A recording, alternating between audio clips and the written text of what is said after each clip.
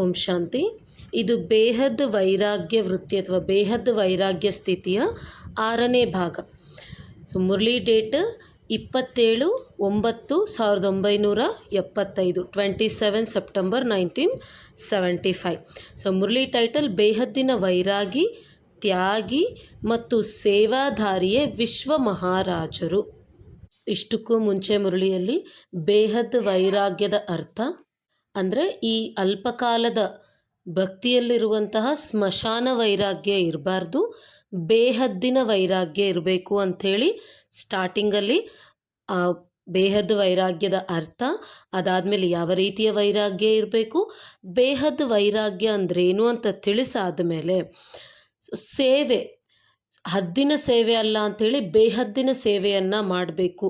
ಬೇಹದ್ದಿನ ಸೇವೆಯನ್ನು ಮಾಡಿ ಇಲ್ಲಿ ಏನು ಹೇಳ್ತಾ ಇದ್ದಾರೆ, ಬೇಹದ್ದಿನ ವೈರಾಗ್ಯ, ತ್ಯಾಗದ ಬಗ್ಗೆ ಅಂತೂ ಆಲ್ರೆಡಿ 10 ಮುರಳಿಯನ್ನು ರೆಕಾರ್ಡ್ ಮಾಡಿ ಅಪ್ಲೋಡ್ ಮಾಡಲಾಗಿದೆ. ಅಲ್ಲಿ 7 ಡೇ ಕೋರ್ಸೇ ನಡೆಸಿದ್ದಾರೆ ಬಾಬಾ. ಸೊ ಆ ವಿಷಯವನ್ನು ತಿಳ್ಕೋಬೇಕು ಅಂದಾಗ ಆ 10 ಮುರಳಿಯನ್ನು ರೆಫರ್ ಮಾಡಿದರೆ ಅರ್ಥ ಆಗ್ತದೆ. ಮತ್ತು ಸೇವಾಧಾರಿ, ಈ 3 ಇದ್ದಾಗಲೇ ವಿಶ್ವ ಮಹಾರಾಜರಾಗ್ತೀರಿ ಅಂಥೇಳಿ ಇಲ್ಲಿ ತಿಳಿಸ್ತಾ ಇದ್ದಾರೆ. ಯಾವುದೇ ಮುರಳಿಯನ್ನು ನಾವು ಓದಬೇಕಾದ್ರೆ ಆತ್ಮಿಕ ಸ್ಥಿತಿಗಾಗಿ ನಾನಾತ್ಮ, ಪವಿತ್ರ ಸ್ವರೂಪ, ಶಿವ ಪರಮಾತ್ಮ ನನ್ನ ತಂದೆ. ಸೊ ಆತ್ಮಿಕ ಸ್ಥಿತಿಗಾಗಿ ಇದಾಯಿತು.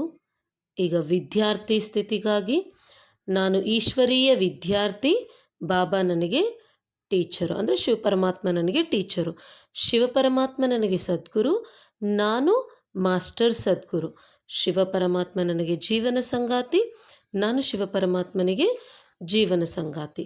ಈ ರೀತಿ ಸರ್ವ ಸಂಬಂಧಗಳನ್ನು ಜೋಡಿಸಿ ಮುರಳಿಯನ್ನು ಓದಿದಾಗ ಅರ್ಥ ಆಗ್ತದೆ. ಆತ್ಮಕ್ಕೆ ಅನ್ವಯಿಸಬೇಕು ಪರಮಾತ್ಮ ತಿಳಿಸ್ತಾ ಇರೋ ಮಹಾವಾಕ್ಯಗಳನ್ನು. ಸೊ ಇಲ್ಲಿ ಪರಮಾತ್ಮ ಏನು ಹೇಳ್ತಾ ಇದ್ದಾರೆ ಅಂದರೆ, ಮನುಷ್ಯಾತ್ಮರಿಗೆ ಲೈಟ್ ಮತ್ತು ಮೈಟ್ ಕೊಡುವಂತಹ, ವಿಶ್ವ ಮಹಾರಾಜನಾಗುವ ಶ್ರೇಷ್ಠ ಪ್ರಾರಬ್ಧವನ್ನು ಪ್ರಾಪ್ತಿ ಮಾಡಿಸುವಂತಹ, ದೃಷ್ಟಿಯಿಂದ ಪರಿವರ್ತನೆ ಮಾಡುವಂತಹ, ಧರ್ಮರಾಜಪುರಿಯ ಶಿಕ್ಷೆಗಳಿಂದ ಪಾರಾಗುವ ಪುರುಷಾರ್ಥವನ್ನು ಮಾಡಿಸುವಂತಹ ವಿಶ್ವ ಕಲ್ಯಾಣಕಾರಿ ಪರಮಾತ್ಮ ಶಿವ ತಂದೆಯು ತಿಳಿಸುತ್ತಿದ್ದಾರೆ. ಆತ್ಮದ ಆತ್ಮಿಕ ಮಿಲನವು ವಾಣಿಯ ಮೂಲಕವಾಗುತ್ತದೆಯೇ ಅಥವಾ ವಾಣಿಯಿಂದ ದೂರವಿದ್ದ ಅಂದರೆ ಅತೀತವಾದ ಆತ್ಮಿಕ ಮಿಲನವಾಗುತ್ತದೆಯೇ? ಸೊ ಇದು ಪರಮಾತ್ಮ ಭಾಳಷ್ಟು ಮುರಳಿಯಲ್ಲಿ ಇದೇ ಪ್ರಶ್ನೆಯನ್ನು ಕೇಳ್ತಾರೆ. ನೀವು ಧ್ವನಿಯಲ್ಲಿದ್ದೀರೋ ಅಥವಾ ಧ್ವನಿಗೆ ಅತೀತವಾಗಿದ್ದೀರೋ? ಸೊ ಇಲ್ಲಿ ವಾಣಿಯ ಮೂಲಕ ನಿಮ್ಮ ಮಿಲನ ಆಗ್ತಾ ಇದೆನಾ, ಅಥವಾ ವಾಣಿಯಿಂದ ಅತೀತವಾಗಿದ್ದುಕೊಂಡು ನೀವು ಆತ್ಮಿಕ ಮಿಲನವನ್ನು ಮಾಡ್ತಾ ಇದ್ದೀರಾ? ಸೊ ಇನ್ನೂ ನಾವು ನಮ್ಮ ಸ್ಥಿತಿಯನ್ನು ರೆಡಿ ಮಾಡ್ಕೊಳ್ಳಿಕ್ಕೆ ಮ್ಯೂಸಿಕ್ಕು, ಕಮೆಂಟ್ರಿ ಇದೆಲ್ಲ ಇಟ್ಕೊಳ್ತಾ ಇದ್ದೀವಿ ಅಂದರೆ ನಮ್ಮ ಸ್ಥಿತಿ ಪರಮಾತ್ಮ ಹೇಳ್ತಾ ಇರೋ ಸ್ಥಿತಿಗೆ ಇನ್ನೂ ಮ್ಯಾಚ್ ಆಗಿಲ್ಲ ಅಂತ ಅರ್ಥ. ಸೊ ಅದೆಲ್ಲ ಇಟ್ಟಿಲ್ಲ ನಾ ರೂಲು ಅಂದರೆ ಬೆಳಗ್ಗೆ ಎದ್ದೇಳಬೇಕು ಅಂದರೆ ಪ್ರಾಕ್ಟೀಸ್ಗಾಗಿ, ಸಣ್ಣ ಮಕ್ಕಳಿಗಾಗಿ ಇಟ್ಟಿರುವ ಅಭ್ಯಾಸ ಅದು. ಇಲ್ಲಿ ಪರಮಾತ್ಮ ಏನು ಹೇಳ್ತಾ ಇದ್ದಾರೆ, ನೀವು ಕರ್ಮಕ್ಷೇತ್ರದಲ್ಲಿ ಬಂದಾಗ ಸ್ಥಿತಿ ಪರಿಸ್ಥಿತಿಗಳು ಏನೇ ಇದ್ದರೂ ಕೂಡ ನಿಮ್ಮ ಕಿವಿಗಳಿಗೆ ಎಂತಹ ಶಬ್ದವನ್ನು ನೀವು ಕೇಳ್ತಾ ಇದ್ದರೂ ಕೂಡ, ಎಂತಹ ವಿಜುವಲ್ಸ್ ಅಂದರೆ ಎಂತಹ ಪರಿಸ್ಥಿತಿ ನಮ್ಮ ಕಣ್ಣಿಗೆ ಕಾಣಿಸ್ತಾ ಇದ್ದರೂ ಕೂಡ ನಮ್ಮ ಸ್ಥಿತಿ ಅನ್ನೋದು ಕರೆಕ್ಟಾಗಿ ಇರಬೇಕು. ಅದನ್ನೇ ಆತ್ಮಿಕ ಸ್ಥಿತಿ, ಅದನ್ನೇ ಸಾಕ್ಷಿ ಸ್ಥಿತಿ ಅಂಥೇಳಿ ಕೂಡ ತಿಳಿಸ್ತಾ ಇದ್ದಾರೆ. ಸೊ ಅದನ್ನೇ ಕಮಲ ಪುಷ್ಪ ಆಸನ ಅಂಥೇಳಿ ಕೂಡ ಹೇಳ್ತಾರೆ. ಸೊ ಈ ಬೇಹದ್ದಿನ ವೈರಾಗಿಗಳು ಹೆಂಗೆ ಅಂದರೆ ಇವ್ಯಾವು ಅವರಿಗೆ ಎಫೆಕ್ಟ್ ಮಾಡೋದಿಲ್ಲ. ಸೊ ಕಂಪ್ಲೀಟಾಗಿ ವಾಣಿಯಿಂದ ಅತೀತರಾಗಿ ಪರಮಾತ್ಮನೊಂದಿಗೆ ಮಿಲನ ಅನ್ನೋದು ಮಾಡ್ತಿರ್ತಾರೆ. ಆದಮೇಲೆ 1 ಸೆಕೆಂಡಿನಲ್ಲಿ ವಾಣಿಯಿಂದ ದೂರವಾಗಿ ಆತ್ಮಿಕ ದೃಷ್ಟಿಯ ಹೊಳಪಿನಿಂದ ಅಂತಿಮ ಸ್ಥಿತಿ ಆಗುತ್ತದೆ. ಚಮತ್ಕಾರ ತೋರಿಸಿಬಿಡಿ ಎಂದು ಗಾಯನವೇನಾಗುತ್ತದೆಯೋ ಅದು ನಯನಗಳ ಮೂಲಕ ಮಸ್ತಕ ಮಣಿಯ ಗಾಯನವಿದೆ. ಅಂತಿಮ ಸಮಯದಲ್ಲಿ ದೃಷ್ಟಿಯಿಂದ ಪರಿವರ್ತನ ಮಾಡುವುದರಿಂದಲೇ ಗಾಯನವಿದೆ. ತಾವು ಪ್ರತಿಯೊಬ್ಬರೂ ಲೈಟ್ ಹೌಸ್ ಮತ್ತು ಮೈಟ್ ಹೌಸ್ ಸ್ಥಿತಿಯಲ್ಲಿದ್ದಾಗ ಒಂದು ಸ್ಥಾನದಲ್ಲಿದ್ದರೂ ತಮ್ಮ ಲೈಟ್ ಮತ್ತು ಮೈಟನ್ನು ವಿಶ್ವದ 4 ಕಡೆಗಳಲ್ಲಿಯೂ ಕೊಡುವಂತಹ ಕರ್ತವ್ಯವನ್ನು ಮಾಡಬಲ್ಲಿರಿ. ಇದರಲ್ಲಿಯೇ ವಿಶ್ವ ಮಹಾರಾಜರಾಗುವಂತಹ ಲೈಟ್ ಮತ್ತು ಮೈಟ್ ಹೌಸ್ ಆಗುತ್ತೀರಿ. ಅಂದರೆ ಈ ಈ ರೀತಿ ಇರುವವರೇ ವಿಶ್ವ ಮಹಾರಾಜರಾಗ್ತಾರೆ. ಆ ವಿಶ್ವ ಮಹಾರಾಜರೇ ಲೈಟ್ ಮತ್ತು ಮೈಟ್ ಹೌಸ್ ಆಗ್ತಾರೆ ಅಂತಿದ್ದಾರೆ. ಸೊ ಅಂತಿಮ ಸ್ಥಿತಿಯ ಗಾಯನ ಅಥವಾ ಅದೆಲ್ಲ ಏನಿದೆನೋ ಅದು ಲೈಟ್ ಹೌಸ್ ಮತ್ತು ಮೈಟ್ ಹೌಸ್ ಸ್ಥಿತಿಯಲ್ಲಿದ್ದಾಗ, ನೀವು ಲೈಟ್ ಹೌಸ್ ಮೈಟ್ ಹೌಸ್ ಅಂದರೆ ಈ ಆ ರೀತಿ ಇದ್ದಾಗಲೇ ವಿಶ್ವ ಮಹಾರಾಜರಾಗಲಿಕ್ಕೆ ಸಾಧ್ಯ ಅಂತ ಹೇಳ್ತಾ ಇದ್ದಾರೆ. ಸೊ ಅದು ಯಾವ ರೀತಿ ಅಂದರೆ, ಈಗ ಉದಾಹರಣೆಗೆ ಲೈಟ್ ಹೌಸ್ ಅಂದರೆ ಸಮುದ್ರದ ತೀರದಲ್ಲಿ ಒಂದು ಲೈಟ್ನ ಹೌಸ್ ಇರ್ತದೆ, ಅಂದರೆ ಲೈಟಿಂದ ಆಗಿರೋ ಮನೆ ಅಂತ. ಸೊ ಅದೇನು ಮಾಡ್ತದೆ ಅಂದರೆ, ಸಾಗರದಲ್ಲಿ ತೀರ ಗೊತ್ತಾಗದೆ ಅಂದರೆ ಕನ್ಫ್ಯೂಷನ್ನಲ್ಲಿರೋ ಎಲ್ಲ ಹಡಗುಗಳಿಗೆ ತೀರ ಇಲ್ಲಿದೆ ಅಂತ ತೋರಿಸ್ಲಿಕ್ಕೆ ಅದು ಕಾರಣ ಆಗ್ತದೆ, ಅಲ್ಲಿ ನಿಮಿತ್ತ ಆಗ್ತದೆ. ಅದೇ ರೀತಿ ಈ ಸಂಸಾರ ಸಾಗರದಲ್ಲಿ ಕನ್ಫ್ಯೂಷನ್ ಇರೋ ಆತ್ಮಿಕ ಸಹೋದರರೆಲ್ಲರಿಗೂ ನಾವು ತೀರ ಇದು ಅಂದರೆ ಸತ್ಯಯುಗಕ್ಕೆ ಹೋಗಲಿಕ್ಕಾಗಿ ಇದು ದಾರಿ ಅಂಥೇಳಿ ತೋರಿಸ್ಕೊಡ್ಲಿಕ್ಕೆ ನಾವು ಆ ರೀತಿ ನಿಮಿತ್ತರಾಗಬೇಕು. ಅದೇ ಲೈಟ್ ಹೌಸ್ ಅಂತಿದ್ದಾರೆ. ಮತ್ತು ಮೈಟ್ ಹೌಸ್, ಸೊ ದಾರಿಯನ್ನು ತೋರಿಸ್ತೀವಿ ಅಂದರೆ ಜ್ಞಾನವನ್ನು ತಿಳಿಸ್ಕೊಡ್ತೀವಿ. ಅದಾದಮೇಲೆ ಮೈಟ್ ಹೌಸ್ ಶಕ್ತಿಯನ್ನು ಕೊಡಬೇಕು. ಇದೇ ಪರಮಾತ್ಮನ ಸಮಾನವಾದ ಸೇವೆ. ಸೊ ಅವರು ಏನು ಮಾಡ್ತಾ ಇದ್ದಾರೆ, ಜ್ಞಾನವನ್ನು ತಿಳಿಸ್ಕೊಡ್ತಾ ಇದ್ದಾರೆ, ಅದರ ಜೊತೆಗೆ ಶಕ್ತಿಯನ್ನು ಕೊಡ್ತಾ ಇದ್ದಾರೆ ನಾವು ಮುಂದಕ್ಕೆ ಹೋಗಲಿಕ್ಕೆ. ಸೊ ಇಲ್ಲಿ ಕೂಡ ನಾವು ಪ್ರತಿಯೊಬ್ಬರು ಲೈಟ್ ಹೌಸ್ ಮತ್ತು ಮೈಟ್ ಹೌಸ್ ಆಗಬೇಕು. ಆ ಸ್ಥಿತಿಯಲ್ಲಿದ್ದಾಗ ನಾವು ಒಂದೇ ಸ್ಥಾನದಲ್ಲಿ ಇದ್ದರೂ ಕೂಡ ನಮ್ಮ ಲೈಟ್ ಮತ್ತು ಮೈಟನ್ನು ವಿಶ್ವದ 4 ಕಡೆಯಲ್ಲಿ ಕೂಡ ಕೊಡಲಿಕ್ಕಾಗ್ತದೆ ಅಂತಿದ್ದಾರೆ. ಸೊ ಬರೀ ಸಂದೇಶವನ್ನು ಕೊಡೋದು ಅಲ್ಲ, ಪರಮಾತ್ಮ ಅವತರಣೆ ಆಗಿದ್ದಾರೆ ಅಂತೇಳಿ ಸಂದೇಶವನ್ನು ಕೊಡ್ತೀವಿ, ಅದಾದಮೇಲೆ ಶಕ್ತಿಯನ್ನು ಕೊಡ್ತೀವಿ ಮತ್ತು ಜ್ಞಾನವನ್ನು ಕೂಡ ತಿಳಿಸ್ಕೊಡ್ತೀವಿ. ಸೊ ಎಲ್ಲ ಕಡೆಯಿಂದಲೂ ಎಲ್ಲ ರೀತಿಯಾದ ಸೇವೆಗಳನ್ನು ಪರಮಾತ್ಮನ ಸಮಾನವಾಗಿ ಮಾಡಬೇಕು ಅಂತಿದ್ದಾರೆ. ಅದೇ ಈ ರಾಜ ಪದವಿಯನ್ನು ಪಡೆಯದೇ ಇರುವವರು ಯಾವ ರೀತಿ ಇರ್ತಾರೆ ಅಂದರೆ, ರಾಜ್ಯ ಪದವಿಯನ್ನು ಪಡೆಯುವವರು ಸಂಪರ್ಕದಲ್ಲಿ ಬರುವರು. ಸಾಹುಕಾರರು ಅಥವಾ ಪ್ರಜೆಗಳು ಲೈಟ್ ಹೌಸ್ ಆಗಿರುವುದಿಲ್ಲ, ಆದರೆ ಲೈಟ್ ಸ್ವರೂಪವಿರುತ್ತದೆ. ಸೊ ಶಾಹುಕಾರರು ಮತ್ತು ಪ್ರಜೆಗಳಿರ್ಬೋದು, ಅವ್ರು ಯಾವ ರೀತಿ ಅಂದರೆ ಜ್ಞಾನವನ್ನು ತಿಳ್ಕೊಂಡಿರ್ತಾರೆ, ಆದರೆ ಅಂದರೆ ಲೈಟ್ ಸ್ವರೂಪರಾಗಿರ್ತಾರೆ. ಲೈಟ್ ಹೌಸ್ ಆಗಿ ಎಲ್ಲರಿಗೂ ತೀರವನ್ನು ತೋರಿಸೋದು ಇರೋದಿಲ್ಲ. ಆ ತೀರವನ್ನು ತೋರಿಸಿದಾಗಲೇ ನಾವು ಜೀವನ್ಮುಕ್ತಿಯನ್ನು ಕೊಟ್ಟಂಗೆ. ಅದನ್ನೇ ಪರಮಾತ್ಮ ಇಲ್ಲಿ ಜೀವನ ಪ್ಲಸ್ ಮುಕ್ತಿ. ಜೀವನ ಅಂದರೆ ಈ ಜೀವನದಲ್ಲಿ ಇರ್ತೇವೆ, ಮುಕ್ತಿ ಅಂದರೆ ದುಃಖದಿಂದ ಮುಕ್ತಿಯನ್ನು ಪಡೆದು ಜೀವನವನ್ನು ಸಾಗಿಸೋದು. ಅದೇ ಸತ್ಯಯುಗ ಅಂದರೆ ಸತ್ಯತ್ರೇತ ಕಂಪ್ಲೀಟ್ ಸ್ವರ್ಗ. ಅಂದರೆ ಇಲ್ಲಿ ಜಸ್ಟ್ ನಾವು ಲೈಟ್ ಸ್ವರೂಪ ಜ್ಞಾನವನ್ನು ತಿಳ್ಕೊಂಡಿದ್ದೀವಿ, ಆದರೆ ಇಷ್ಟಕ್ಕೆ ಮುಂಚೆ ತಿಳ್ಕೊಂಡಂಗೆ ಕಂಪ್ಲೀಟಾಗಿ ಲೈಟ್ ಹೌಸ್ ಆಗಿಲ್ಲ ಅಂದರೆ ವಿಶ್ವ ಮಹಾರಾಜರೆಲ್ಲ ಪ್ರಜೆಗಳಾಗ್ತಾರೆ ಅಂತಿದ್ದಾರೆ. ಲೈಟ್ ಮತ್ತು ಮೈಟ್ ಹೌಸ್ ಇವೆರಡರಲ್ಲಿ ಅಂತರವಂತೂ ಇದೆ.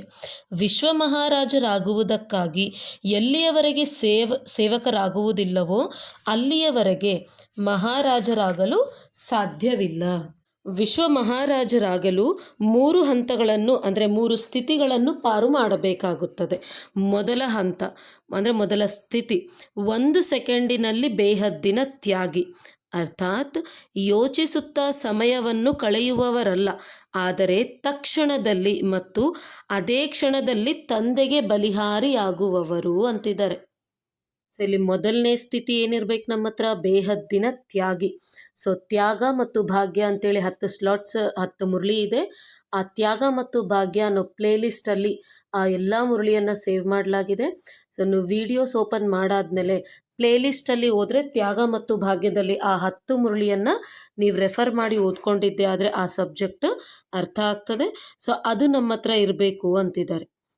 ಅಂದರೆ ಏನೇ ಆಗಿರಬಹುದು ಅದನ್ನು ಕ್ಷಣದಲ್ಲಿ ಮಾಡಿಬಿಡ್ಬೇಕಷ್ಟೇ, ತಂದೆಗೆ ಬಲಿಹಾರಿ ಆಗಿಬಿಡ್ಬೇಕು ಅಂತ.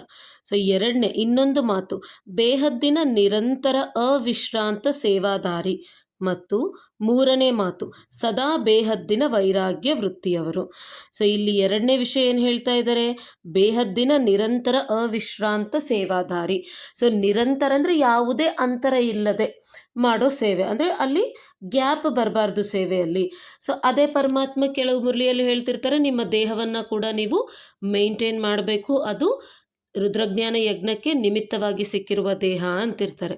ಸೊ ಇಲ್ಲಿ ಮತ್ತೆ ಹೆಂಗೆ ಸೇವೆ ಮಾಡೋದು ಅಂದರೆ, ಇಲ್ಲಿ ವಿದ್ಯಾರ್ಥಿಗಳಲ್ಲಿ ಬರ್ತಾ ಇರೋ ಕನ್ಫ್ಯೂಷನ್ ಏನು ಅಂದರೆ, ಕರ್ಮಣ ಅಂದರೆ ನಾವು ಈ ದೇಹವನ್ನು ಉಪಯೋಗಿಸಿ ಮಾಡೋ ಸೇವೆಯನ್ನು ಮಾತ್ರ, ಈ ಕರ್ಮಣ ಸೇವೆಯನ್ನು ಮಾತ್ರ ಸೇವೆ ಅಂಥೇಳಿ ತಿಳ್ಕೊಳ್ತಾ ಇದ್ದೀವಿ. ಹಾಗಲ್ಲ, ಮನಸ ವಾಚ ಕರ್ಮಣ 3 ವಿಧವಾಗಿ ಯಾವುದೇ ಸೇವೆಯನ್ನು ಮಾಡಿದರೂ ಕೂಡ ಅದು ಸೇವೆನೇ. ಆದರೆ ಎಲ್ಲವುಗಳಲ್ಲಿ ಮಾರ್ಕ್ಸ್ ಇರಬೇಕು, ಎಲ್ಲವುಗಳಲ್ಲಿ ಅಂಕಗಳು ಇದ್ದಾಗಲೇ ನಮ್ಮ ಅಂಕಗಳು ಆ್ಯಾವ್ರೇಜ್ ಆಗಿ ಜಾಸ್ತಿ ಬರಲಿಕ್ಕೆ ಸಾಧ್ಯ. ಆದರೆ ನಮ್ಮ ಪ್ರತಿಯೊಂದು ಸಂಕಲ್ಪ ಒಂದು ಆಶೀರ್ವಾದವಾಗಬೇಕು. ಆ ರೀತಿ ಸೇವೆ ಮಾಡಿದರೆ ಯಾವುದೇ ಅಂತರವಿಲ್ಲದೆ ಮನಸಾ ಸೇವೆ ಅಂತೇಳಿ ಕೂಡ ಸ್ಲಾಟನ್ನು ರಚಿಸಿ ಆ ಸ್ಲಾಟಲ್ಲಿ ಅಂದರೆ ಆ ಸ್ಲಾಟನ್ನು ಕ್ರಿಯೇಟ್ ಮಾಡಿ ಆ ಪ್ಲೇಲಿಸ್ಟಲ್ಲಿ ಕೂಡ ಮನಸಾ ಸೇವೆ ಬಗ್ಗೆ ತಿಳಿಸಲಾಗಿದೆ.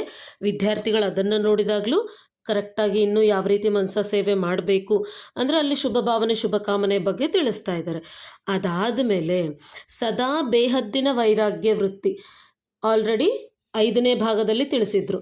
ಸೊ 25 ಅಕ್ಟೋಬರ್ 1975, 25ನೇ ತಾರೀಕು ಅಕ್ಟೋಬರ್ ತಿಂಗಳು 1975ರಲ್ಲಿ ನನ್ನ ಸೆಂಟರ್ ಅಂದರೆ ನನ್ನ ಸೇವಾ ಕೇಂದ್ರ, ನನ್ನ ಜಿಜ್ಞಾಸುಗಳು, ನನ್ನ ಸ್ಟೂಡೆಂಟ್ಸು, ನನ್ನ ಝೋನ್ ಈ ರೀತಿ ಒಂದು ಹದ್ದನ್ನು ಇಟ್ಕೊಳ್ದೆ ಬೇಹದ್ ಅಂದರೆ ವಿಶ್ವಕ್ಕೆ ಸೇವೆಯನ್ನು ಮಾಡಿರಿ, ಜಸ್ಟ್ ಅಲ್ಲಿಗೆ ಮಾಡ್ತಾ ಇದ್ದೀರಾ ಅಂತೇಳಿ ಕೂಡ ಹೇಳ್ತಿದ್ರು. ಇನ್ನೊಂದು ಅಂದರೆ ಬರೀ ಸಂದೇಶ ಕೊಡೋದಲ್ಲ, ಅದ್ರ ಜೊತೆ ಶಕ್ತಿಯನ್ನು ಕೊಡೋ ಸೇವೆಯನ್ನು ಕೂಡ ಮಾಡಬೇಕು ಅಂತ ಬಹಳಷ್ಟು ಮುರಳಿಗಳಲ್ಲಿ ಆ ವಿಷಯವನ್ನು ತಿಳಿಸಿದ್ದಾರೆ. ಅದು ಸಪ್ರೇಟಾಗಿ ಮಾಡಿದ್ದು ಆಗಿದೆ. ಜ್ಞಾನದೊಂದಿಗೆ ಶಕ್ತಿಯನ್ನು ಕೊಡುವ ಸೇವೆಯನ್ನು ಮಾಡಬೇಕು ಅಂಥೇಳಿ. ಸೊ ಆ ರೀತಿ ಸೇವೆಯನ್ನು ಮಾಡ್ತಾ ಇದ್ದೀವಾ ಇಲ್ಲ ಅಂಥೇಳಿ ವಿದ್ಯಾರ್ಥಿಗಳು ಯಾರಿಗವರು ಚೆಕ್ ಮಾಡಬೇಕು. ಏಕೆ ಅಂದರೆ ಈಗ ಕೆಲವೊಬ್ರು ಹೇಳ್ತಿರ್ತಾರೆ ನಾವು ಬಾಬಾ ನೋಡಿ ಬಂದಿದ್ದೀವಿ ಜ್ಞಾನದಲ್ಲಿ, ನಮ್ಮ ಪದವಿಗಳಿಗಾಗಿ ಅಲ್ಲ, ಸತ್ಯುಗದಲ್ಲಿ ಸಿಗಬೇಕಾಗಿರೋ ಪದವಿಗಳಿಗಲ್ಲ ಅಂಥೇಳಿ. ಪದವಿ ಅನ್ನೋದನ್ನು ಪಕ್ಕಕ್ಕಿಟ್ಟು ಜನ್ಮ ಅನ್ನೋದನ್ನು ಇಟ್ಕೊಳ್ಳಿ. ಶ್ರೇಷ್ಠ ಜನ್ಮಗಳು ಬೇಕು. ಸೊ ತಂದೆಯ ಮಕ್ಕಳು ಅಂದಾಗ ತಂದೆಯ ಸಮಾನವಾದ ಜನ್ಮ, ತಂದೆಯ ಸಮಾನವಾದ ಜೀವನ, ತಂದೆಯ ಸಮಾನವಾದ ಸರ್ವ ಗುಣಗಳು ನಮ್ಮ ಹತ್ರ ಇರಬೇಕು. ಸೊ ಅವೆಲ್ಲ ನಾವು ಇಲ್ಲೇ ರಚಿಸ್ಕೊಳ್ಬೇಕು. ಅದಕ್ಕಾಗಿ ಇವೆಲ್ಲ ಇಂಪಾರ್ಟೆಂಟ್ ಈ ಮುರಳಿ ಅನ್ನೋದು. ಸೊ ಯಾರಿಗವರು ಈ ಓದನ್ನು ಅಭ್ಯಾಸವನ್ನು ತಿಳಿಸ್ಕೊಡ್ತಾ ಇದ್ದಾರೆ, ಯಾರಿಗವರು ಓದಿಸ್ತಾ ಇದ್ದಾರೆ ಪರಮಾತ್ಮ ಅಂದರೆ ರಾಜ ಕುಟುಂಬಿಕರಿಗೆ ಓದಿಸ್ತಾ ಇದ್ದಾರೆ. ಸೊ ಅವರಿಗೆ ಇದೆಲ್ಲ ಇಂಪಾರ್ಟೆಂಟ್. ಇಲ್ಲ ನಾವು ಶಾಹುಕಾರ ಪ್ರಜೆಯಲ್ಲಿ ಬರ್ತೀವೋ ಅಥವಾ ಪ್ರಜೆಗಳಲ್ಲಿ ಬರ್ತೀವೋ, ದಾಸರಲ್ಲಿ ಬರ್ತೀವೋ, ಹೆಂಗೆ ಬಂದರೂ ನಮಗೆ ಪರವಾಗಿಲ್ಲ, ತಂದೆ ಹೇಳಿರೋ ಶ್ರೀಮತ ಯಾವ ಕಡೆ ಇದ್ದರೂ ಪರವಾಗಿಲ್ಲ ಅಂದರೆ ಅಲ್ಲ. ತಂದೆಯ ಸಮಾನರಾಗಬೇಕು, ತಂದೆಯ ಮಕ್ಕಳು ಅನ್ನಿಸ್ಕೊಳ್ಬೇಕು ಅಂದರೆ ಇದೆಲ್ಲ ನಮಗೆ ಇಂಪಾರ್ಟೆಂಟ್. ಬೇಹದ್ದಿನ ತ್ಯಾಗಿ, ಬೇಹದ್ದಿನ ಸೇವಾಧಾರಿ ಮತ್ತು ಬೇಹದ್ದಿನ ವೈರಾಗಿ ಈ 3 ಇರಬೇಕು. ಈ 3 ಹಂತಗಳಿಂದ ಪಾರು ಮಾಡುವವರೇ ವಿಶ್ವ ಮಹಾರಾಜನಾಗಲು ಸಾಧ್ಯವಾಗುವುದು. ಅದರ ಜೊತೆಯಲ್ಲಿ ಅಂತ್ಯದಲ್ಲಿ ಲೈಟ್ ಹೌಸ್ ಮತ್ತು ಮೈಟ್ ಹೌಸ್ ಆಗಲು ಸಾಧ್ಯವಾಗುವುದು. ಸೊ ಹೇಳೋರು ಹೆಂಗೆ ಹೇಳ್ತಿದ್ದಾರೆ ಅಂದರೆ ವಿಶ್ವ ಮಹಾರಾಜ ಅಂದರೆ ಎಲ್ಲಿ ಇವರು ನೋಡಿದವ್ರು ನಗ್ತಾರೇನೋ ಆ ರೀತಿ ಯೋಚನೆ ಮಾಡ್ತಾ ಇದ್ದಾರೆ. ಆದರೆ ಸೊ ಯಾರು ನಮ್ಮನ್ನು ಟೀಕಿಸ್ತಾ ಇದ್ದಾರೋ, ಯಾರು ನಮಗೆ ನಿಂದೆಯನ್ನು ಕೊಡ್ತಾ ಇದ್ದಾರೋ, ಯಾರು ನಮ್ಮನ್ನು ನೋಡಿ ನಗ್ತಾ ಇದ್ದಾರೋ ವಿಶ್ವ ಮಹಾರಾಜರಾಗ್ತೀವಿ ಅಂದಾಗ ಅದು ಯಾರಿಗವರು ತೆಗೆದುಕೊಳ್ಬೇಕಾಗಿರೋ ನಿರ್ಣಯ, ನಮಗೆ ಯಾವ ಜನ್ಮ ಬೇಕು ಅಂಥೇಳಿ. ಆದರೆ ಸೊ ಒಂದು ವೇಳೆ ಈ ರೀತಿ ಹೇಳಿದರೆ ನಗ್ತಾ ಇದ್ದಾರೆ ಅಥವಾ ನಮ್ಮ ಮೇಲೆ ನಿಂದೆಗಳನ್ನು ಹಾಕ್ತಾ ಇದ್ದಾರೆ, ನಮ್ಮನ್ನು ನೋಡಿ ಅಗೌರವದಿಂದ ನಡ್ಕೊಳ್ತಾ ಇದ್ದಾರೆ ಅಂದರೆ ಅವರು ನಮಗೆ ಸಹಯೋಗಿಗಳು. ಏಕೆ ಅಂದರೆ ಅವರು ನಮಗೆ ನಿಂದೆಯನ್ನು ಹಾಕಿ ನಾವು ನಿಮಗೆ ನಿಂದೆ ಹಾಕಿದ್ದೀವಿ, ನೀವು ನಮಗೆ ಆಶೀರ್ವಾದಗಳನ್ನು ಕೊಟ್ಟು ನೀವು ಪೂಜ್ಯ ಪದವಿಯನ್ನು ಪಡೀರಿ ಅಂತೇಳಿ ಅವ್ರು ತಿಳಿಸ್ಕೊಡ್ತಾ ಇದ್ದಾರೆ ನಮಗೆ. ಅಂದರೆ ಅವರು ನಾವು ಏರದೇ ಇದ್ದರೂ ನಮ್ಮನ್ನು ಹಿಡ್ಕೊಂಡು ಮೆಟ್ಲತ್ತಿಸ್ತಾ ಇದ್ದಾರೆ. ಸೊ ಆ ವಿಷಯವನ್ನು ಮರೀದೆ, ಈ ವಿಷಯ ನಮಗೆ ಇನ್ನೂ ಟಫ್ ಅನಿಸಿದಾಗ ನಾವು ನೋಡಬೇಕಾಗಿರೋದು ಯಾರನ್ನಂದರೆ ಬ್ರಹ್ಮ ಬಾಬಾನ. ಸೊ ಬ್ರಹ್ಮ ತಂದೆ ಅವರಿಗೆ ಬಿದ್ದಷ್ಟು ನಿಂದೆಗಳು ಯಾರಿಗೂ ಬಿದ್ದಿಲ್ಲ. ಸೊ ಅವರಿಗೆ ಅವರ ಜೀವನದಲ್ಲಿ ಬಂದಿರುವ ನಿಂದೆಗಳು ಆ ಪರಿಸ್ಥಿತಿಗಳಿಗೆ ಹೋಲಿಸ್ಕೊಂಡ್ರೆ ನಮಗೆ ಬರ್ತಾ ಇರೋದೇನೂ ಅಲ್ಲ. ಸೊ ಅವರನ್ನು ನೋಡಿ ಆ ನಿಂದೆಗಳು ಹಾಕಿದವರಿಗೆ ನಾವು ಕಂಪ್ಲೀಟಾಗಿ ವರದಾನಗಳನ್ನು ಕೊಟ್ಟು ನಮ್ಮ ಪೂಜ್ಯ ಪದವಿಯನ್ನು ನಾವಿಲ್ಲಿ ರೆಡಿ ಮಾಡ್ಕೊಳ್ಬೇಕಷ್ಟೆ. ಸೊ ಆದಮೇಲೆ ಏನು ಹೇಳ್ತಾ ಇದ್ದಾರೆ ಅಂದರೆ ಇಲ್ಲಿ ತ್ಯಾಗದ ಬಗ್ಗೆ ತಿಳಿಸ್ತಾ ಇದ್ದಾರೆ. ಹಾಗಾದರೆ ತಮ್ಮನ್ನು ತಾವು ಪರಿಶೀಲನೆ ಮಾಡಿ 3 ಹಂತಗಳಲ್ಲಿ ಯಾವ ಸ್ಥಿತಿಯವರೆಗೆ ತಲುಪಿದ್ದೇನೆ, ತಮಗೆ ತಾವೇ ನ್ಯಾಯಾಧೀಶರಾಗಿರಿ. ಧರ್ಮರಾಜಪುರಿಯಲ್ಲಿ ಹೋಗುವುದಕ್ಕಾಗಿ ಮೊದಲು ಸ್ವಯಂ ತನಗೆ ತಾನೇ ಯಾರು ನ್ಯಾಯಾಧೀಶರಾಗುವರೋ ಅವರೇ ಧರ್ಮರಾಜಪುರಿ ಶಿಕ್ಷೆಗಳಿಂದ ಪಾರಾಗಿ ಬಿಡುತ್ತಾರೆ. ತಂದೆಯೂ ಸಹ ಮಕ್ಕಳನ್ನು ಧರ್ಮರಾಜಪುರಿಯಲ್ಲಿ ನೋಡಲು ಬಯಸುವುದಿಲ್ಲ. ಧರ್ಮರಾಜಪುರಿಯ ಶಿಕ್ಷೆಗಳಿಂದ ಪಾರಾಗಬೇಕೆಂದರೆ ಸಹಜ ಉಪಾಯವೇನೆಂದು ಗೊತ್ತಿದೆಯೇ? ಅಜ್ಞಾನ ಕಾಲದಲ್ಲಿಯೂ ಹೇಳುತ್ತಾರೆ, ಯೋಚಿಸಿ ತಿಳಿದುಕೊಂಡು ಕರ್ಮ ಮಾಡಿರಿ ಎಂದು. ಮೊದಲು ಯೋಚಿಸಿ ನಂತರ ಕರ್ಮವನ್ನು ಮಾಡಿ ಅಥವಾ ಮಾತನಾಡಿರಿ ಎಂದು ಹೇಳುತ್ತಾರೆ.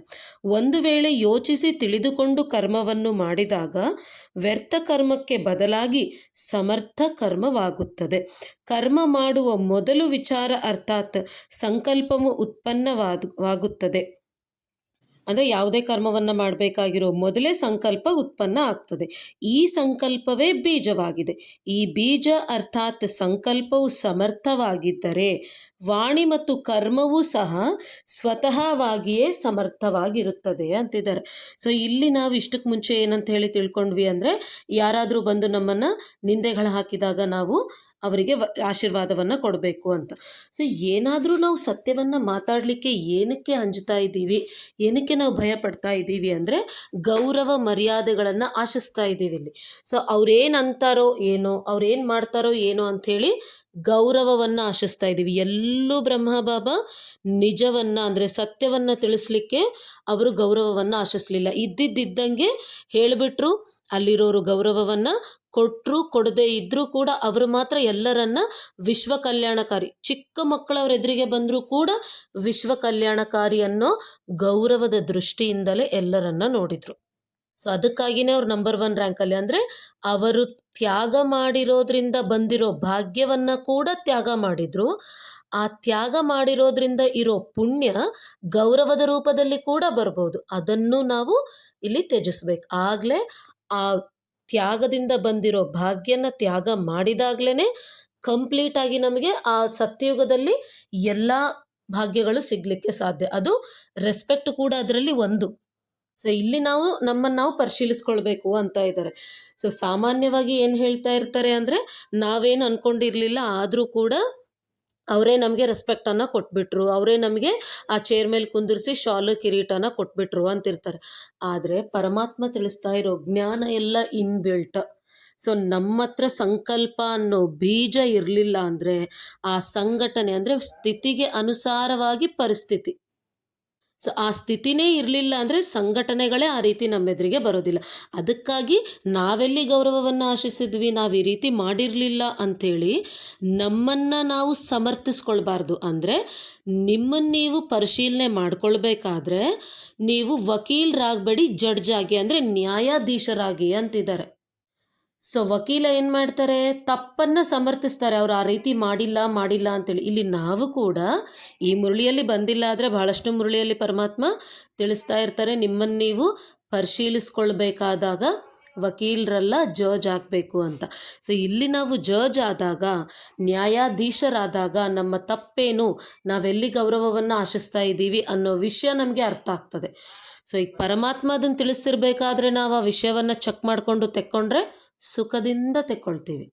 ಇಲ್ಲ, ಸಮಯ ಬಂದಾಗ ಅದನ್ನು ತೆಗಿಬೇಕು ಅಂದರೆ ಇಡೀ ಪ್ರಪಂಚಕ್ಕೆ ಆ ವಿಷಯ ತಿಳಿತದೆ. ಅದೇ ಹೇಳ್ತಾರೆ, ಅಂತಿಮದಲ್ಲಿ ನೀವು ತಪ್ಪುಗಳನ್ನು ಮಾಡಿದ್ದೆ ಆದರೆ ಅದು ಎಲ್ಲರಿಗೂ ಕಾಣಿಸ್ತದೆ 100%. ಅಂದರೆ ಕುಲ ಕಳಂಕಿತರ ಲೈನಲ್ಲಿ ನೀವು ನಿಲ್ತೀರಿ ಅಂತಿದ್ದಾರೆ. ಅದಕ್ಕಾಗಿಯೇ ಇಲ್ಲಿ ಬ್ರಾಹ್ಮಣ ಕುಲಕ್ಕೆ ಪರಮಾತ್ಮ ಕೊಡ್ತಾ ಇರೋ ಎಲ್ಲ ಶ್ರೀಮತಗಳನ್ನು ನಾವು ಫಾಲೋ ಮಾಡ್ತಾ ಹೋಗಬೇಕು. ಜಡ್ಜ್ ಆಗಬೇಕು ಅಂತಿದ್ದಾರೆ, ನ್ಯಾಯಾಧೀಶರಾಗಿ ನಮ್ಮ ಒಂದು ಆಲೋಚನೆಗಳು ಎಲ್ಲೆಲ್ಲಿ ತಪ್ಪಿದೆನೋ ನಾವೇ ತಿಳ್ಕೊಂಡು ಪರಮಾತ್ಮನ ಸಹಯೋಗವನ್ನು ಪಡೆದು ಇನ್ನೂ ನಮ್ಮ ಸ್ಥಿತಿಯನ್ನು ಜಾಸ್ತಿ ಮಾಡ್ತಾ ಹೋಗಬೇಕು. ಸೊ ಅದಾದಮೇಲೆ ಏನು ಹೇಳ್ತಾರೆ, ತ್ರಿಕಾಲದರ್ಶಿ ಸ್ಥಿತಿ. ತ್ರಿಕಾಲದರ್ಶಿ ಸ್ಥಿತಿ ಅಂದರೆ ನಾನು ಈ ಮಾತನ್ನಾಡಿದರೆ ಏನಾಗ್ಬೋದು, ನನ್ನ ಆಲೋಚನೆ ಏನಿದೆ ಅಂಥೇಳಿ ಯೋಚಿಸಿ ತಿಳಿದುಕೊಂಡು ಆಮೇಲೆ ಮಾತು ಅಥವಾ ಕರ್ಮವನ್ನು ಮಾಡುವವರೇ ಕರೆಕ್ಟಾಗಿ ತ್ರಿಕಾಲದರ್ಶಿ ಸ್ಥಿತಿಯಲ್ಲಿದ್ದಂಗೆ. ಇಲ್ಲ, ನಾನು ಮಾಡಾದ ಮೇಲೆ ಯೋಚನೆ ಮಾಡ್ತೀನಿ ಅಂದರೆ ಅದು ತ್ರಿಕಾಲದರ್ಶಿ ಸ್ಥಿತಿ ಅಲ್ಲ. ಅದನ್ನೇ ಇಲ್ಲಿ ತಿಳಿಸ್ತಾ ಇದ್ದಾರೆ. ಸಂಕಲ್ಪ ಬೀಜ ಅನ್ನೋದು ಸಮರ್ಥವಾಗಿರಬೇಕು.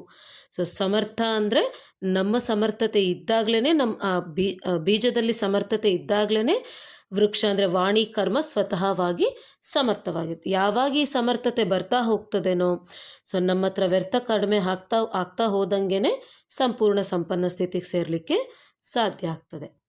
ಸೊ ಅದಕ್ಕಾಗಿ ಇಲ್ಲಿ ನಾವು ಪರಿವರ್ತನೆ ಅನ್ನೋದು ಎಲ್ಲಿ ಸ್ಟಾರ್ಟ್ ಮಾಡಬೇಕು ಅಂದರೆ ಆಲೋಚನಾ ಸ್ಥಾಯಿಯಲ್ಲಿ, ನಮ್ಮ ಸಂಕಲ್ಪ ಸ್ಥಾಯಿಯಲ್ಲಿ. ಸೊ ಪರಮಾತ್ಮನ ಲ್ಯಾಂಗ್ವೇಜ್ ಹೈಯೆಸ್ಟ್ ಆಗಿರ್ತದೆ, ಅದಕ್ಕಾಗಿ ಅವರು ಸಂಕಲ್ಪ ಅಂತಾರೆ. ಸಂಕಲ್ಪ ಅಂದರೆ ಇಡೀ ಕಲ್ಪಕ್ಕಾಗಿ ನಮ್ಮ ಸತೋಪ್ರಧಾನ ಗುಣಗಳ ಆಧಾರದಿಂದ ಉತ್ಪನ್ನ ಆಗೋ ಆಲೋಚನೆಗಳು ಇಡೀ ಕಲ್ಪಕ್ಕಾಗಿ ಎಫೆಕ್ಟ್ ಮಾಡ್ತದೆ ಅಂತೇಳಿ ತಿಳಿಸ್ಲಿಕ್ಕೇ ಸಂಕಲ್ಪ ವಿಕಲ್ಪ ಅಂತೇಳಿ ಉಪಯೋಗಿಸ್ತಾರೆ. ಅದನ್ನೇ ಆಲೋಚನೆ. ಆ್ಯಕ್ಚುಲಾಗಿ ನಾವು ಪರಿವರ್ತನೆ ಅನ್ನೋದು ಆಲೋಚನಾ ಸ್ಥಾಯಿಯಿಂದ ಮಾಡ್ತಾ ಬರಬೇಕು. ಅದಾದಮೇಲೆ ಆದ್ದರಿಂದ ಪ್ರತಿಯೊಂದು ಸಂಕಲ್ಪವನ್ನು ವರ್ತಮಾನ ಸಮಯದ ಪುರುಷಾರ್ಥದಲ್ಲಿ ಸಮರ್ಥವನ್ನಾಗಿ ಮಾಡಿಕೊಳ್ಳಬೇಕಾಗಿದೆ. ಸಂಕಲ್ಪವೇ ಜೀವನದ ಶ್ರೇಷ್ಠ ಖಜಾನೆಯೂ ಆಗಿದೆ. ಇದನ್ನು ಅಂಡರ್ಲೈನ್ ಮಾಡಿಕೊಳ್ಬೇಕು. ಸಂಕಲ್ಪವೇ ಜೀವನದ ಶ್ರೇಷ್ಠ ಖಜಾನೆ ಆಗಿದೆ. ಹೇಗೆ ಸ್ಥೂಲ ಖಜಾನೆಯ ಮೂಲಕ ಏನು ಬೇಕು, ಎಷ್ಟು ಬೇಕು ಅಷ್ಟೂ ಪ್ರಾಪ್ತಿಯನ್ನು ಮಾಡಿಕೊಳ್ಳಬಹುದು, ಅದೇ ರೀತಿ ಶ್ರೇಷ್ಠ ಸಂಕಲ್ಪದಿಂದಲೇ ಸದಾಕಾಲದ ಶ್ರೇಷ್ಠ ಪ್ರಾರಬ್ಧವನ್ನು ರೂಪಿಸಿಕೊಳ್ಳಬಹುದು. ಸದಾ ಈ ಚಿಕ್ಕದಾದ ಸ್ಲೋಗನನ್ನು ಸ್ಮೃತಿಯಲ್ಲಿ ಇಟ್ಟುಕೊಳ್ಳಿರಿ. ಯೋಚಿಸಿ ತಿಳಿದುಕೊಂಡು ಕರ್ಮವನ್ನು ಮಾಡಬೇಕು ಮತ್ತು ಮಾತನಾಡಬೇಕು. ಈ ರೀತಿ ಇದ್ದಾಗಲೇ ಸದಾಕಾಲಕ್ಕಾಗಿ ಶ್ರೇಷ್ಠ ಜೀವನವನ್ನು ತಯಾರಿಸಿಕೊಳ್ಳಬಹುದು ಮತ್ತು ಧರ್ಮರಾಜ್ಯಪುರಿಯ ಶಿಕ್ಷೆಗಳಿಂದಲೂ ಪಾರಾಗಬಹುದು. ಹೇಗೆ ನ್ಯಾಯಾಧೀಶನ ಕಾರ್ಯವೂ ಸಹ ಯೋಚಿಸಿ ತಿಳಿದುಕೊಂಡು ನಿರ್ಣಯವನ್ನು ಕೊಡುವುದಾಗಿರುತ್ತದೆ. ಪ್ರತಿ ಸಂಕಲ್ಪದಲ್ಲಿ ತಾವು ನ್ಯಾಯಾಧೀಶರಾಗಿರಿ. ಇದರಲ್ಲಂತೂ ಸ್ವರ್ಗದಲ್ಲಿಯೂ ವಿಶ್ವಮಹಾರಾಜನ ಶ್ರೇಷ್ಠ ಪದವಿಯನ್ನು ಪ್ರಾಪ್ತಿ ಮಾಡಿಕೊಳ್ಳಬಹುದು ಅಂತಿದ್ದಾರೆ. ಸೊ ನಮ್ಮ ಜೀವನದ ಶ್ರೇಷ್ಠ ಖಜಾನೆ ಯಾವುದು ಅಂತ ಕೇಳಿದರೆ ನಾವು ಹೇಳಲಿಕ್ಕೆ ರೆಡಿಯಾಗಿರಬೇಕು, ಅದು ಸಂಕಲ್ಪ ಅಂಥೇಳಿ.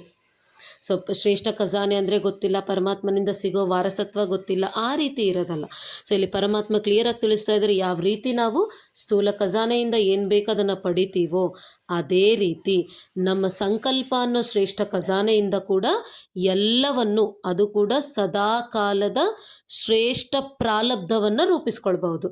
ಸೊ ಅದನ್ನೇ ಮನಸಾ ಸೇವೆ ಅನ್ನೋ ಸ್ಲಾಟಲ್ಲಿ ಕಂಪ್ಲೀಟಾಗಿ ಅಪ್ಲೋಡ್ ಮಾಡಲಾಗಿದೆ. ಆ ಪ್ರಕೃತಿ, ನಾವು ಸೇವೆ ಮಾಡಬೇಕಾಗಿರೋದೇ ಪ್ರಕೃತಿ ಮತ್ತು ವಿಶ್ವಾತ್ಮರಿಗೆ. ಸೊ ಅದನ್ನೇ ಅಲ್ಲಿ ತಿಳಿಸಲಾಗಿದೆ. ಸೊ ಆಸಕ್ತಿ ಇರುವ ವಿದ್ಯಾರ್ಥಿಗಳು ಎಷ್ಟು ಬೇಕೋ ಅಷ್ಟು ಮಾಡಿ ಪುಣ್ಯವನ್ನು ಪಡಿಬಹುದು. ಅದರ ಜೊತೆ ಕರ್ಮಣ ಸೇವೆಯಲ್ಲಿ ಸ್ನೇಹ ಸಂಬಂಧ ಸಂಪರ್ಕಗಳಲ್ಲಿ ಕೂಡ ಬರಬೇಕು.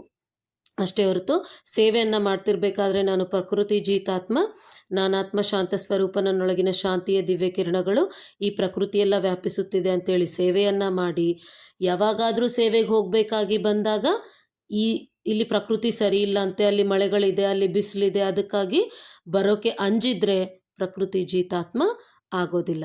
ಸೊ ಯಾವ ಯೋಚನೆಯನ್ನು ಮಾಡ್ತೀವೋ ಅದೇ ನಮ್ಮ ಮಾತು ಇರಬೇಕು. ಕರ್ಮನ ಸ್ಥಾಯಿ ಅಂದರೆ ಪ್ರಾಕ್ಟಿಕಲ್ ಲೈಫಲ್ಲಿ ಕೂಡ ಅದನ್ನು ತರಬೇಕು. ಅದಾದಮೇಲೆ ಬಾಬ್ದಾದಾರವರು ಸಹ ಇಂದು ವಿಶೇಷವಾಗಿ ಹೊಸ ಮಕ್ಕಳೊಂದಿಗೆ ಮಿಲನವಾಗಲು ಹಳೆಯ ಪ್ರಕೃತಿಯನ್ನು ಅಧೀನ ಮಾಡಬೇಕಾಗುತ್ತದೆ. ಬಲಿಹಾರಿ ಹೊಸ ಮಕ್ಕಳದ್ದಾಗಿದೆ. ಅವರು ತಂದೆಯನ್ನು ತನ್ನ ಸಮಾನರನ್ನಾಗಿ ಮಾಡಿಬಿಡುತ್ತಾರೆ. ಬಾಬ್ದಾದಾರವರು ಸಹ ಅಂತಹ ಅಗಲಿ ಮರಳಿ ಸಿಕ್ಕಿರುವ ಮಕ್ಕಳನ್ನು ನೋಡುತ್ತಾ ಹರ್ಷಿತವಾಗುತ್ತಿದ್ದಾರೆ. ಬಾಬ್ದಾದಾರವರ ಬಳಿ ಸದಾ ಪ್ರತಿಯೊಬ್ಬರ ಸ್ನೇಹದ ಲಗನ್ ಮತ್ತು ಮಿಲನವನ್ನು ಆಚರಿಸುವ ಧ್ವನಿಯು ತಲುಪುತ್ತಿದೆ. ಆದ್ದರಿಂದ ಅದರ ರಿಟರ್ನ್ ಕೊಡುವುದಕ್ಕಾಗಿ ಬರಬೇಕಾಗುತ್ತದೆ. ಒಳ್ಳೆಯದು. ಅಂತಹ ಸ್ನೇಹಿ ಅಗಲಿ ಮರಳಿ ಸಿಕ್ಕಿರುವ, ಸದಾ ಒಬ್ಬರ ಲಗನಿನಲ್ಲಿ ಮಗ್ನರಾಗಿರುವ, last so fast, fast so first ಡಿವಿಷನ್ನಲ್ಲಿ ಬರುವಂತಹ ತೀವ್ರ ಪುರುಷಾರ್ಥಿ ಮಕ್ಕಳಿಗೆ ಬಾಬ್ದಾದಾರವರ ನೆನಪು, ಪ್ರೀತಿ ಹಾಗೂ ನಮಸ್ತೆ. ಸೊ ಲಾಸ್ಟ್ ಬಂದಿದ್ದೀವಿ, ಅದಕ್ಕಾಗಿ ನಮಗೇನು ಗೊತ್ತಿಲ್ಲ, ನಮಗೇನು ತಿಳಿದಿಲ್ಲ, ನಾವಿನ್ನೂ ಓದಿಲ್ಲ ಅಂಥೇಳಿ ಆ ರೀತಿ ಕೂಡ ಅವಶ್ಯಕತೆ ಇಲ್ಲ. ಪರಮಾತ್ಮ ಅಂತೂ 7 ಸೀಟನ್ನು, 7 ಕಂಪ್ಲೀಟ್ 6 ಅಷ್ಟರತ್ನಗಳಲ್ಲಿ 6 ಸೀಟನ್ನು ಖಾಲಿ ಇಟ್ಟಿದ್ದಾರೆ. ಆ ಖಾಲಿ ಸೀಟನ್ನು ಅಂತಿಮದವರೆಗೂ ರಿವೀಲ್ ಅಂತೂ ಮಾಡಲ್ಲ. ಯಾರು ರೆಡಿ ಆದರೆ ಅವರಿಗೆ ಕೊಡ್ತೀನಿ ಅಂತ ಹೇಳಿದ್ದಾರೆ. ಇನ್ನೂ ಒಂದು ಮುರಳಿಯಲ್ಲಿ ನೀಟಾಗಿ ನೀವು ರೆಡಿ ಆದರೆ ನಾನು ಮಾಲೆಯನ್ನು ಜಾಸ್ತಿ ಮಾಡ್ತೀನಿ ಅಂತೇಳಿ ಕೂಡ ಹೇಳಿದ್ದಾರೆ. ಸೊ ಇಲ್ಲಿ ರೆಡಿ ಆಗ್ತೀವಾ ಇಲ್ಲ ಅನ್ನೋದು ಯಾರ ನಿರ್ಣಯ ಅವ್ರದ್ದೇ. ಆದರೆ ಎಷ್ಟೇ ಲಾಸ್ಟ್ ಬಂದರೂ ಫಾಸ್ಟ್ ಸೋ ಫಸ್ಟ್ ಹೋಗಲಿಕ್ಕೆ ಅಂತೂ ಪ್ರತಿಯೊಬ್ಬರಿಗೂ ಸಂಪೂರ್ಣ ಅವಕಾಶ ಇದೆ. ಅಷ್ಟೇ ಹೊರತು ಸೀನಿಯರ್ಸು 20 ಇಯರ್ಸಿಂದ ಇದ್ದಾರೆ, 30 ಇಯರ್ಸಿಂದ ಇದ್ದಾರೆ, ಅವ್ರ ಮುಂದೆ ನಾವೇನು, ನಮಗೆ ಮಾಡೋಕ್ಕಾಗಲ್ಲ ಅಂತೇಳಿ ಯೋಚಿಸ್ತಾ ಇದ್ದಾರೆ. ಆದರೆ ಕರೆಕ್ಟಾಗಿ ಯೋಚನೆ ಮಾಡಿದರೆ 20 ವರ್ಷ 30 ವರ್ಷದಿಂದ ಇರೋರೇ ಮುಂದಿರಬೇಕು. ನಮಗೇ ತಿಳಿದಿದೆ ಅನ್ನೋ ಒಂದು ಅಹಂಕಾರದ ಭಾವನೆ, ದೇಹಾಭಿಮಾನ, ಇವೆಲ್ಲ ಅಂದರೆ ತಿಳ್ಕೊಂಬಿಟ್ಟಿದ್ದೀವಿ ಇನ್ನೇನು ಮಾಡೋದು ಅನ್ನೋ ಆಲಸ್ಯ, ಇವೆಲ್ಲ ಜಾಸ್ತಿ ಆಗಿ ಹಿಂದೆ ಬರೋರು ನಮಗೇನು ಗೊತ್ತಿಲ್ಲ ಅಂಥೇಳಿ ಜಾಸ್ತಿ ಓದಿಕೊಂಡು ಧಾರಣೆ ಮಾಡಿ ಮುಂದಕ್ಕೆ ಹೋಗೋ ಚಾನ್ಸಸ್ಸೇ ಬಹಳ ಕಾಣಿಸ್ತಾ ಇದೆ. ಮೇಲಿನಿಂದ ಪಾಪದ ಭಾರ, ನಮಗೇ ಗೊತ್ತಿದೆ, ನಿಮಗೇನು ಗೊತ್ತು, ಇವ್ರು ಹೇಳ್ತಿದ್ರೆ ನಾವೇನು ಕೇಳೋದು ಅನ್ನೋ ಭಾವನೆಯಿಂದ ಕೂಡ ಹಿಂದೆನೇ ಇರೋ ಚಾನ್ಸ್ ಜಾಸ್ತಿ ಆಗ್ತಾ ಇದೆ. ಈಗ ಓಡ್ತಾ ಇರೋರು ರನ್ನಿಂಗ್ ರೇಸಲ್ಲಿ ಸ್ಟಾರ್ಟಿಂಗ್ 20 ಇಯರ್ಸ್ ಬ್ಯಾಕ್ ಸ್ಟಾರ್ಟ್ ಮಾಡಿದವ್ರು, ಅಂದರೆ ಒಂದು 20 ನಿಮಿಷ ಮುಂಚೆ ಸ್ಟಾರ್ಟ್ ಮಾಡಿದ್ದಾರೆ ಅಂತ ಇಟ್ಕೊಳ್ಳೋಣ. ಸೊ ಅವರೇ ಮುಂದಿರಬೇಕಾದ್ರೆ ಇವ್ರು ಏನು ಯೋಚನೆ ಮಾಡ್ತಾ ಇದ್ದಾರೆ ಅಂದರೆ, ಇನ್ನು ಬರೋರು ಇನ್ನೂ ಲೇಟಾಗಿ ಬರ್ತಿದ್ದಾರೆ ಅಂತೇಳಿ ಎಲ್ಲೋ ಮಲಗಿ ಎಲ್ಲೋ ನಿಂತುಬಿಟ್ಟು ಆರಾಮಾಗಿದ್ದಾರೆ ಅಂದರೆ 100% ಹಿಂದೆ ಬರೋರು ಓವರ್ಟೇಕ್ ಮಾಡಿಬಿಡ್ತಾರೆ. ಅದಕ್ಕಾಗಿ ಲಾಸ್ಟ್ ಬಂದವರು ಕೂಡ ಫಸ್ಟ್ ಹೋಗ್ಬೋದು, ಫಾಸ್ಟ್ ಹೋಗ್ಬೋದು, ಫಾಸ್ಟಾಗಿ ಹೋದವರು ಫಸ್ಟ್ ಬರ್ಬೋದು ಅಂಥೇಳಿ ಪರಮಾತ್ಮ ಬಹಳಷ್ಟು ಮುರಳಿಯಲ್ಲಿ ತಿಳಿಸಿದ್ದಾರೆ. ಸೊ ಯಾರು ನಾವೀಗಲೇ ಬಂದಿದ್ದೀವಿ ಅದಕ್ಕಾಗಿ ನಮಗೇನು ತಿಳಿದಿಲ್ಲ ಅಂಥೇಳಿ ನಿಂತು ಹೋಗೋ ಅವಶ್ಯಕತೆ ಇಲ್ಲ. ಆರಾಮಾಗಿ ಎಲ್ಲ ಸಬ್ಜೆಕ್ಟನ್ನು ತಿಳ್ಕೊಂಡು ಧಾರಣೆ ಮಾಡಿಬಿಟ್ರೆ ಎಲ್ಲರಿಗಿಂತಲೂ ಮುಂದಕ್ಕೆ ಹೋಗ್ಬೋದು. ಸೊ ಇದು ಬೇಹದ್ ವೈರಾಗ್ಯ ವೃತ್ತಿಯ 6ನೇ ಭಾಗ. ಟೋಟಲ್ 18 ಭಾಗಗಳಲ್ಲಿ ಈ ಬೇಹದ್ ವೈರಾಗ್ಯ ವೃತ್ತಿಯ ಬಗ್ಗೆ ತಿಳಿಸಲಾಗ್ತದೆ. ಸೊ ವಿದ್ಯಾರ್ಥಿಗಳು ಸಬ್ಜೆಕ್ಟ್ ವೈಸ್ ನಾಲೆಜನ್ನು ಪುಸ್ತಕ ತೆಗೆದು ಓದಿ, ನೀವು ಈ ಮುರಳಿಯನ್ನು ಓದಿ ಕೇಳಿದಾಗಲೇ ಇನ್ನೂ ಚೆನ್ನಾಗಿ ಅರ್ಥ ಆಗ್ತದೆ. ಓಂ ಶಾಂತಿ.